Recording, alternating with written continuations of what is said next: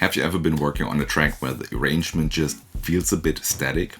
You've got a great sound, solid texture, but everything just sounds too repetitive. Nothing really answers and reacts to each other. In dub techno, where minimalism and sound design takes a center stage, this can become even more noticeable. With so few elements to work with, the arrangement and interaction between those elements becomes one of your most powerful tools to creating interesting patterns.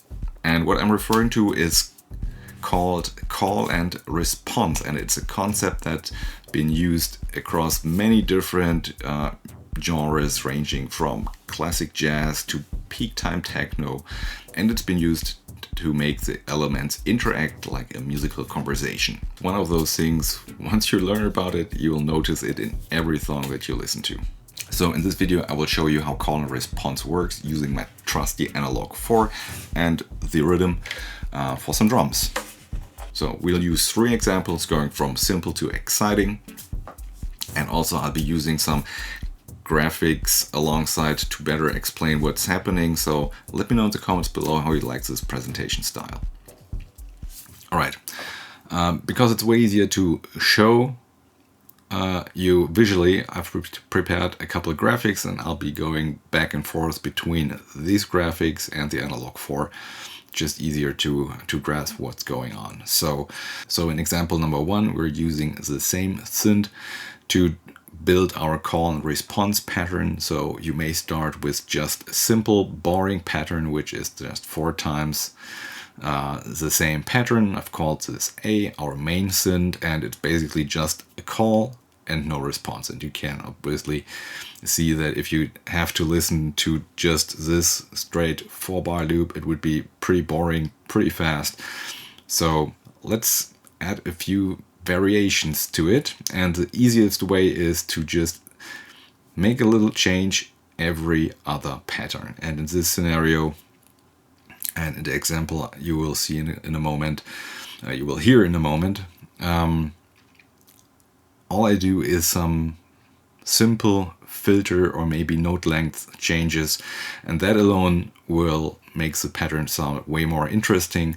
And once we've established this a 4-bar loop, you can of course go in and make it an 8-bar loop, which I can't do on the analog 4 really, because it's just 4 bars in the sequencer. But the general idea, if you were working in your DAW or with a sequencer that can handle 8-bar loop or longer loops, you could do something like A1, A2. This is this call and response bar, and then you do a second run but change the last pattern. Very simple, very straightforward, and going from this pattern to this pattern alone is a huge step up. And yeah, we will listen to an example right now. Alright, so example number 1 on the analog 4 would sound like this. I have the rhythm here doing a beat, and our synth sound, very simple, from the analog dub techno sound pack. Let's apply some filter envelope and just make a quick and easy pattern.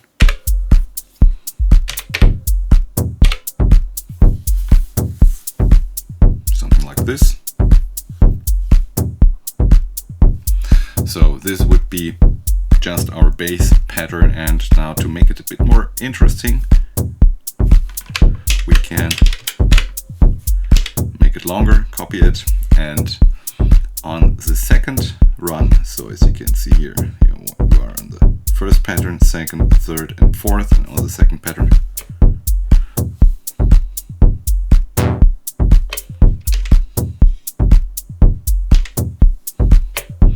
we can do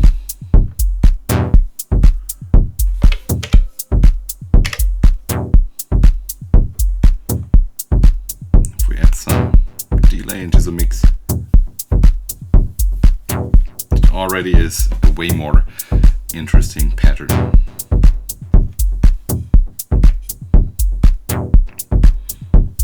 So we have our main pattern, these 3 steps,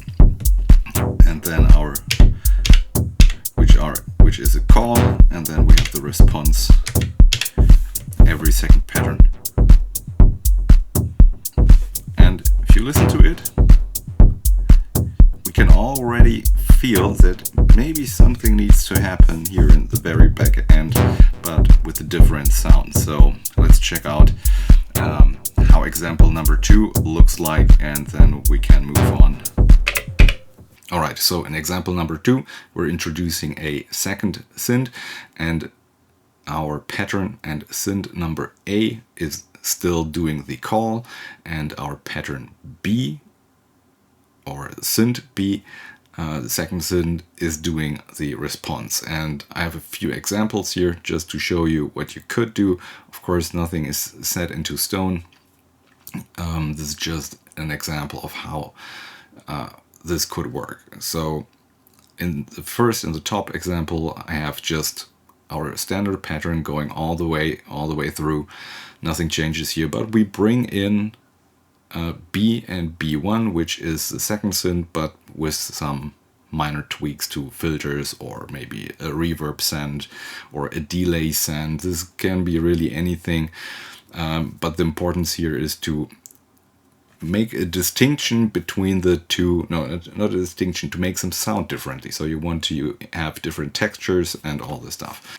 So in this middle example here, we have our call A with a variation A1 and A2 coming in our 4-bar loop, and then we have our B1 and B2 come in on the pattern 1 and 3. Again, just an example on how this could work. And if you want to extend this again to an 8-bar loop, you may do something like this, for example, where you have B1, B2 and B3, but to not overcomplicate things and to keep the listener hooked and give the listener something that he can anchor to and that is easy to understand and follow the groove, keep it a bit simpler. That's why we are only alternating between A1, A and A2. Very simple. Alright, so let me show you how this sounds on the analog 4. Alright, so in example number 2, we're using our same main pattern, but it's time to add a second synth. So I'm just going to copy the original patch here and do some changes to the sound. Maybe we want some a bit more.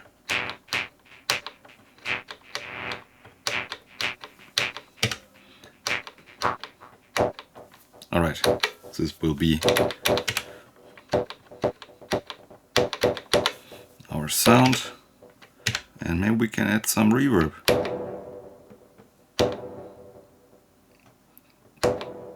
Alright, so again, four patterns long, but in this case I will add also a trick in the second and fourth pattern. As you can see, this is the one is blinking, so it has a parameter lock on it. Remember, that was the sound which was a bit more open, and then here we have with a bit more resonance, for example, and our second sound. Now we can check. We will just place it here, and in the last pattern we will do this over here. And now let's have a listen.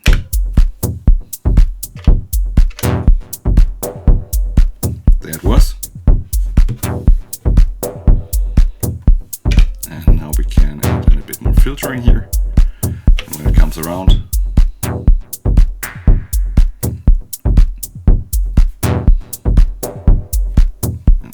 you can already hear the interaction between the two sounds. Now listen here. And then it comes to the, let me show you here. And this already makes the whole pattern way more interesting. So you might have guessed it already, in the third and last example, we're going to introduce a second synth.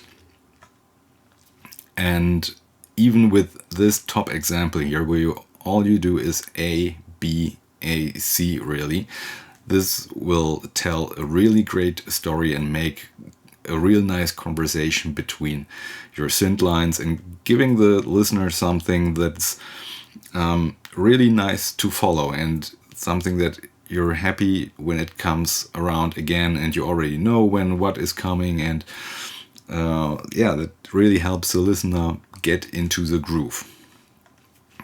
Now, in the middle example here, this time again just straight A's, but we're also doing every pattern something different, and if you want to extend that even further to an 8-bar loop, you can of course do something like this in the bottom row here, where we again keeping our call A kinda consistent, so it's our bass bed, our anchor that everyone can lock into, and then you have B, C, B, C again. So B1, C1, B2, C2, and this then repeats, giving a really nice pattern and groove to follow along.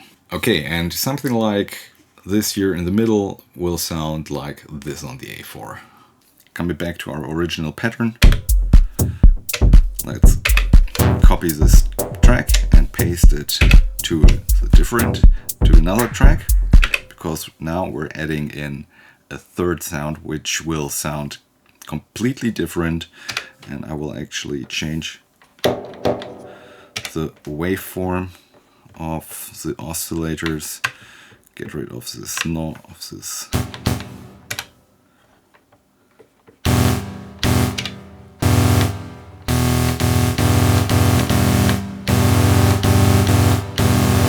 maybe do some pulse width modulation. Maybe get rid of the noise altogether. And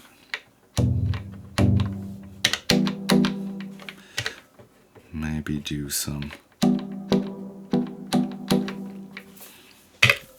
Okay.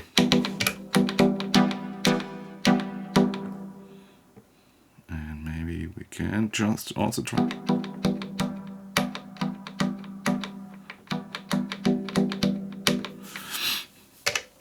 Alright, so we have our sound, and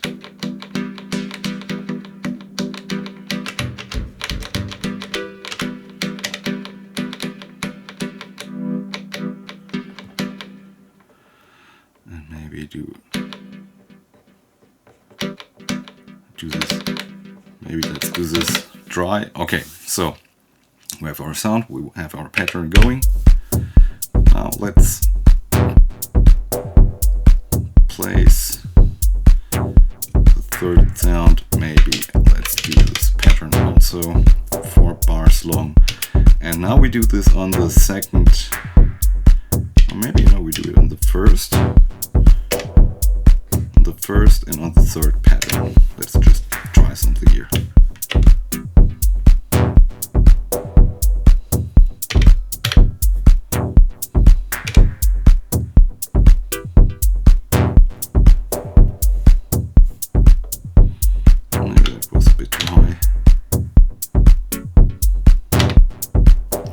Actually sounds nice. Let's do some changes in pitch here.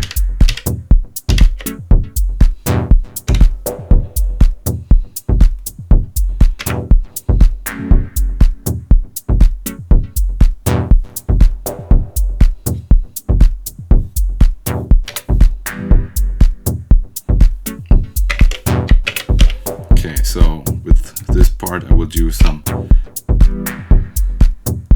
sort of a swell, and for those of you who also have an analog 4, if you hold the trick and press yes, you can actually listen to what's happening.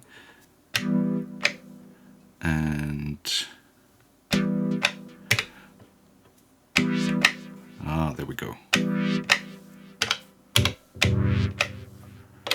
Alright, so get this bit, and maybe let's add some LFO action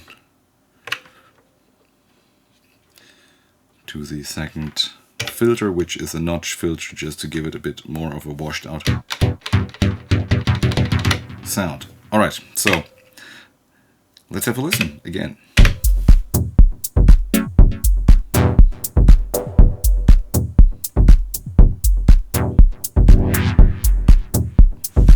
Dude. And basically what we have is 3 sounds, all with this little bit different setup.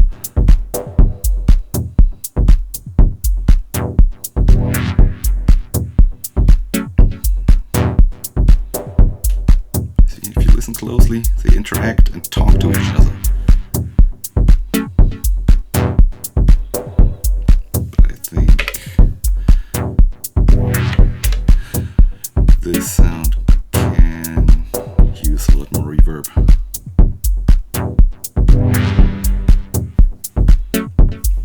Make it a bit quieter. So this is how a progression, an example progression of pattern building may look like. So you start with something that is very, very simple, very straightforward. Then you bring in a second synth and give it some variations, and you bring in a third synth and add even more variations, and very straightforward progression that you can just follow. Again, start simple and then make it interesting as you go on. Now, last but not least, I have a few tips and pitfalls for you that I made, and I will tell you about them so you don't have to make them and be just a bit more straightforward. Alright, so the first tip that I have is limit the variations. So we're making dub techno, not dub step. If you listen to a Skrillex sound, he's doing this call and response thing very intensively, but he is also very intense variations, sometimes completely different sounds to one another, and which is great for the genre, for EDM, but in dub techno, keep the variations a little bit more at bay. Don't go too much overboard. Make it interesting, but and this builds onto the second. Keep it rather simple, but make it interesting. So, as in the examples I've showed you on the Analog 4, just one step with a more open filter can do a lot in this sense. Next tip is to keep the timing of the responses the same. By that I mean that keep the place where each response is coming in the pattern consistent. For example, if we go to this example here, let's say in B1 the response comes on, let's say, step 15. Then in B2 make it also come in step 15, but of course you can do in C1 have it come on step, I don't know, maybe 8, 9, 10, whatever, but make sure that they are kinda in the same spot. This just helps to keep things tidy, and the listener will expect a sound at a certain time, so give him the sound that he's waiting for at that time. Now, if you want to experiment with a lot of variations or more variations, I highly recommend that you use sounds which are drier, meaning they have less effect tails that could overlap, and that's the important point. Let's say you have 2 reverbs, 2 delays. If they start to overlap and build up onto each other, synth will get muddy really quick.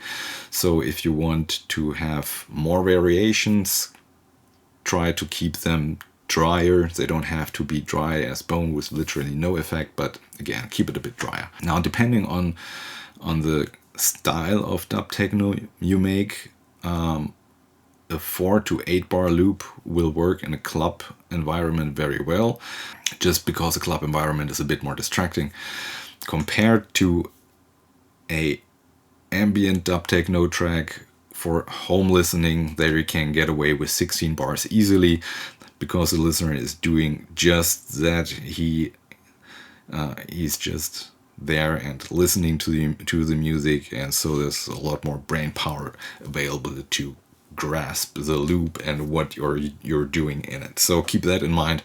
If you're making club music, don't make it too complicated. Keep it interesting. And if you really want to do longer call and response conversations, keep that for more home listening environments. If you want to keep things simple, a synced LFO can work as the call and response already in itself. Imagine a filter that opens and closes in a specific rhythm that you can follow. That alone gives this call and response feeling. And if you throw in a couple, maybe a couple other sounds, remember those B and C's, then this alone could make a very interesting pattern. Next tip is to avoid sounds on the same step unless you want to emphasize this specific step. So this again goes back to the muddiness. If you have two sounds, on the same step, they are kind of fighting for the same attention. Just separate the two. This will make mixing a lot easier and will give the listener easier time to understand what's going on. Of course, you can use sounds on the same step if you want to emphasize this one particular step. For example, you have a dry tone and then you have one with a reverb tail. You can lock them in together. That sounds that can sound great. So if you have one sound which is more like a step and the other one is like a swell, this can work on the same step and kind of makes this call and response thing in one hit, so to say. Last tip is to use contrast for your call and responses. Just make sure that you have something that is dark and something that is bright. When you have a plucky sound, also make sure that you have maybe a swell. If you have dry sounds, make sure that you also have wet sounds. I guess the wet part is easier, but because we like to add our reverbs and delays. But also if you have a lot of effect stuff going on, also have drier sounds. Turn them down in volume because they will pop out really, really hard.